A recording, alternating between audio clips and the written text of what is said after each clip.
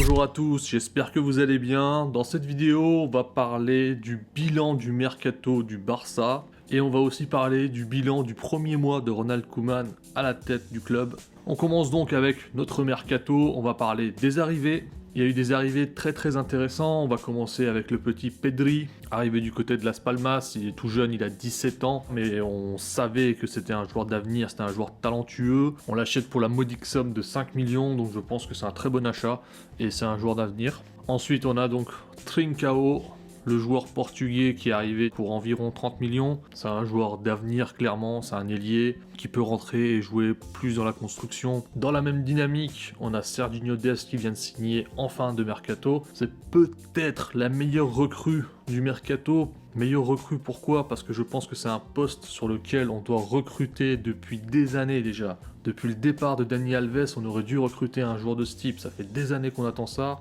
et on a enfin un joueur qui arrive. Bon, après Dest, c'est un 2000, il a 19 ans. Lui aussi, ça reste un joueur d'avenir, donc on va pas trop s'enflammer, mais au moins maintenant, on a un latéral qui sait jouer au ballon. Ensuite, il y a aussi Miralem Pjanic, qui est arrivé lui dans le cadre du transfert-échange des magouilles de Bartomeu avec la Juventus. Pjanic, c'est un très bon joueur à son poste en milieu défensif, donc dans le 4-2-3-1 de cette saison, il va pouvoir nous apporter pas mal de choses, je pense. Mais si dans les prochaines saisons, on repasse en 4-3-3, ça va devenir compliqué, sachant que je pense que le favori pour ce poste de pivot au Barça dans les prochaines années, ce sera évidemment Frenkie de Jong. Il risque d'y avoir embouteillage avec Frenkie de Jong, Miralem Pjanic et Busquets sur le banc. Ça va faire 3 joueurs pour un seul poste. Malgré toutes les qualités de Pjanic, je ne suis pas convaincu de son intérêt sur le long terme. Parce que je rappelle que quand on recrute un joueur, on ne le recrute pas pour une saison, on le recrute pour 3, 4 ou 5 saisons. Ensuite, côté achat, il y a aussi Mateus Fernandes.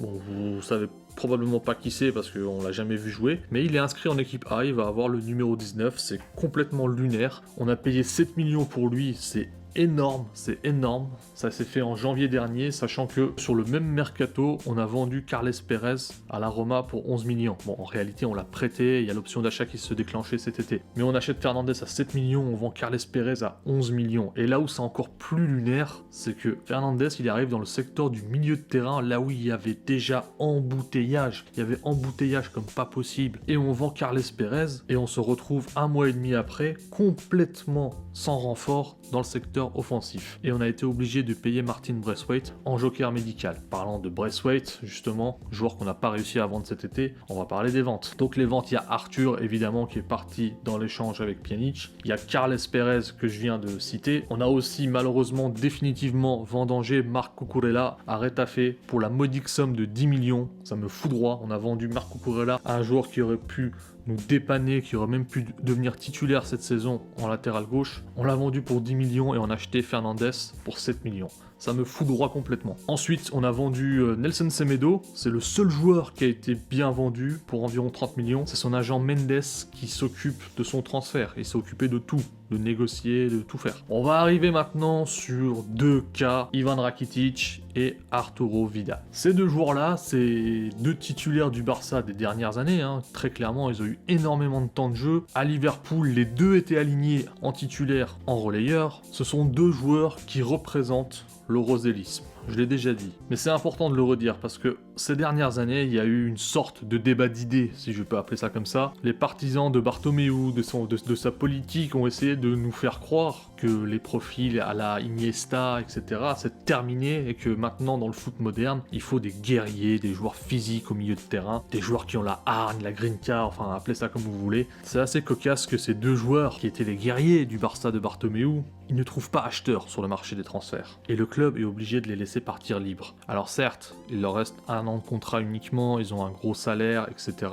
Mais j'ai envie de vous dire, Thiago Alcantara, il était exactement dans la même situation. Il lui restait 1 an de contrat et il avait un gros salaire. Il avait même un plus gros salaire que Vidal et Rakitic. Mais malgré ça, Liverpool, qui est une des meilleures équipes du monde, qui est je pense la 2e meilleure équipe du monde actuellement derrière le Bayern, ils ont bougé pour lui et ils ont mis 30 millions sur la table. C'est ironique quand on sait que c'est cette même direction qui a vendu Thiago et qui était fier de le faire à l'époque. Thiago, il vient de passer du meilleur club du monde au 2e meilleur club du monde, pendant que le Barça arrive pas à vendre Rakitic, arrive pas à vendre Arturo Vidal. Ensuite, Luis Suarez, Lusito, évidemment, il est vieux, il court plus comme avant, tout ce qu'on veut, mais Lusito, ça reste un joueur à part. Même en étant vieux, en étant nul pour ses propres standards, il va quand même claquer 20 buts par saison, et il va faire en plus de ça 10 passes D. Et ce joueur-là, on vient de l'offrir gratuitement à l'Atlético de Madrid, l'Atlético qui est un concurrent au titre quelque part pour le Barça, ou du moins qui est un concurrent au podium. Et même s'il ne jouait pas le titre, ce qui est sûr, c'est que l'Atlético, c'est une équipe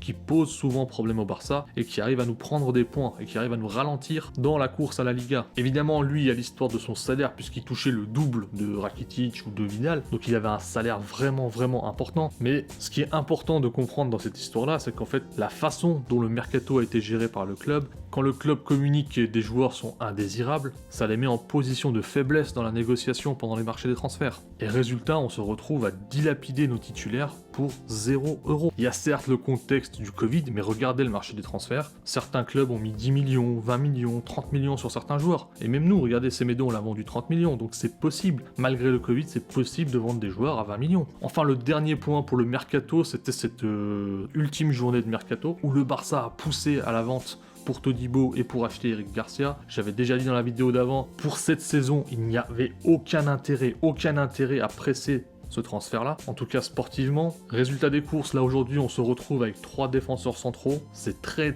short, et on n'a même pas de remplaçant crédible pour Jordi Alba sur le côté gauche. Je rappelle que le Barça voulait claquer 15 millions sur Eric Garcia, dans le même temps pour quasiment le même prix, Telles va signer à Manchester United. Si on se pose 2 minutes, est-ce que ça aurait pas été plus logique de garder Todibo, de faire partir Firpo en prêt gratuitement je ne sais pas où, et de mettre l'argent sur Telles pour avoir un arrière gauche pour concurrencer Jordi Alba, comme on a un arrière droit d'Est qui vient concurrencer Sergi Roberto. Et on aurait eu 4 défenseurs centraux, Piqué, l'anglais, Araujo et Todibo qui viennent les concurrencer. Enfin, un truc qui m'a aussi rendu dingue et qui me rend toujours dingue, c'est que le Barça voulait bouger pour Depay. Alors je n'ai rien contre le joueur, oui, c'est Coman qui le veut, mais je veux qu'on m'explique.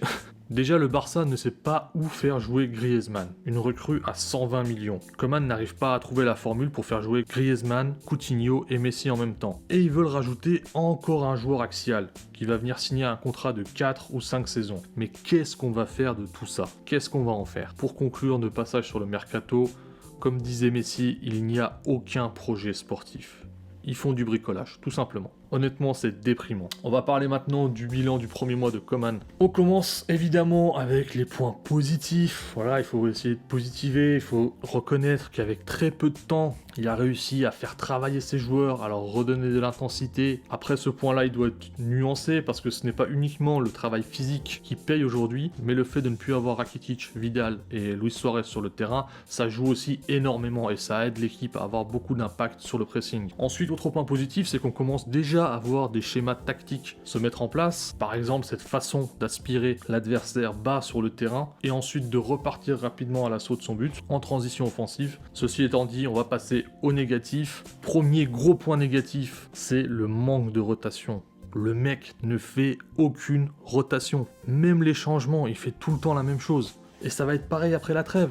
On va enchaîner Retafe, Real Madrid, Juventus, des gros matchs, donc il va encore mettre son 11 type. Et pour moi, ça c'est une terrible façon de gérer une équipe comme le Barça. Et c'est souvent l'erreur que vont faire les coachs qui sont habitués à coacher des petits ou des moyens clubs, comme Ernesto Valverde avant lui. Ils vont aligner tout le temps le même 11. Pourquoi? Alors, il y a des points positifs à aligner souvent le même 11, c'est que tu vas créer une cohérence de groupe, des automatismes, des réflexes, et tu vas avoir un 11 qui devient très fort. Le point négatif, c'est que ton groupe, il est coupé en deux. La moitié de tes joueurs ne sont quasiment plus dans le projet. Et donc, même en sortie de banc, ils apportent plus grand chose. Mais ça, ce n'est pas possible. Dans une équipe qui joue la Liga, la Champions League et la Copa. Tu peux pas te le permettre. Si Coman continue à faire ça, il va aller tout droit dans le mur. On va perdre des plumes en chemin. Et en plus de ça, certains de nos joueurs, comme Riqui Puig, comme Alenia, ils vont perdre du temps parce qu'ils n'auront pas de temps de jeu, ils vont encore perdre une saison. Autre point négatif maintenant, si on plonge dans son 11 de départ, on voit qu'il n'arrête pas d'insister avec son idée de faire jouer Griezmann, Coutinho et Messi. Ça ne marche pas, il faut arrêter d'insister quand un truc ne marche pas. Ensuite, autre point négatif, et vraiment là-dessus, il m'a déçu, c'est qu'il a écarté Riqui Puig et Dembélé pendant la période de mercato pour que le club puisse les envoyer en prêt ou les vendre. Donc le fait qu'il écarte Riqui Puig n'a rien de sportif finalement. Et ça, c'est pas ce que moi j'attends d'un coach. Un coach, il doit être capable de dire « ce jour-là, j'en ai besoin ». Et Coman ne l'a pas fait, très clairement. Et bizarrement, juste après le mercato, quand le mercato est terminé, Riqui Puig il est inscrit en équipe première. Voilà, donc pour moi le bilan sur ce premier mois il reste mitigé. Sur le terrain il y a des points positifs évidemment, on l'a dit, il y a ce pressing, il y a certains schémas de jeu qui se mettent en place, mais ce bilan il est évidemment terni par les mauvais choix de joueurs. C'est tout pour aujourd'hui, portez-vous bien, ciao.